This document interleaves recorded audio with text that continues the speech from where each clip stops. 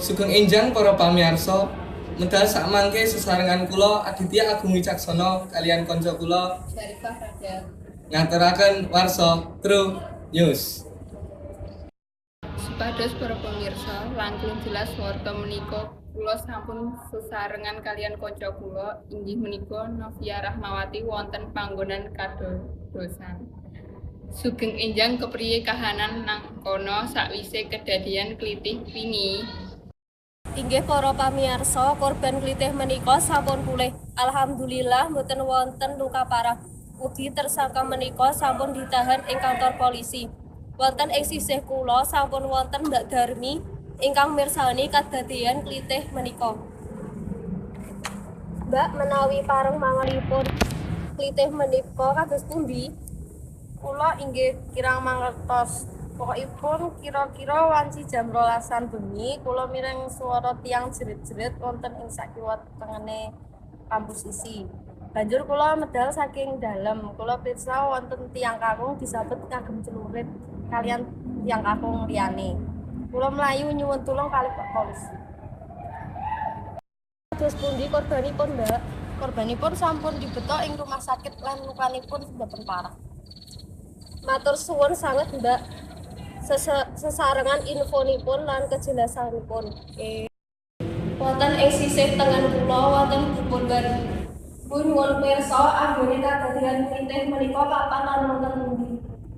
Wekdal kadadian klitih wonten ing sakiwa tengene kampus isi. Pelaku menika sampun kecekel.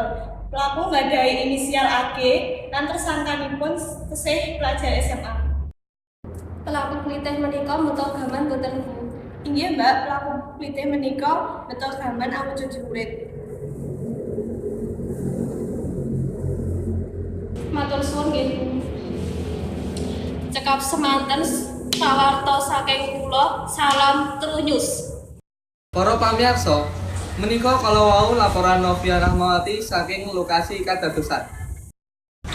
Cekap semanten pawartos dinten menika kula Aditya Agung Wicaksono lan kanca kula Syarifah Radha salam True News.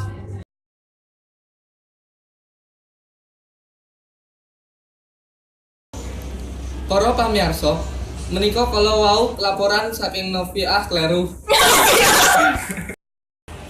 Para pamirsa, menika kala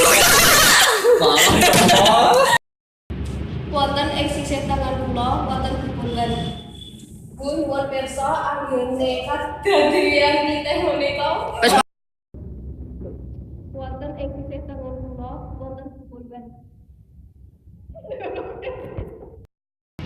Wonten ing sisih tengen kula wonten Bupongan.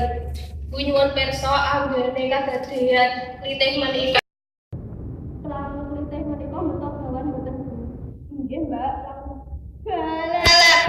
Pun nggih Bu. Weh, ya bener. Batas stop Mbak. Apa lali aku?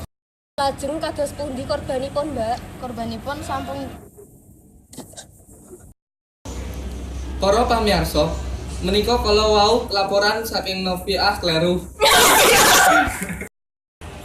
Para pamirsa, menika kala Wonten ing sisih tengen kula wonten Bupongan. Bu nyuwun pirsa anggone kadadian klitih menika. Wonten ing sisih tengen kula wonten Bupongan. Wonten ing sisih tengen kula wonten Bupongan. Bu nyuwun pirsa anggone kadadian klitih menika. Pelaku klitih menika meto gawan boten Bu? Inggih Mbak. Pun nggih Bu. Weh, ya bener. Batas stop Mbak. Apa lali aku? Lajeng kados pundi korbanipun, Mbak? korbanipun sampun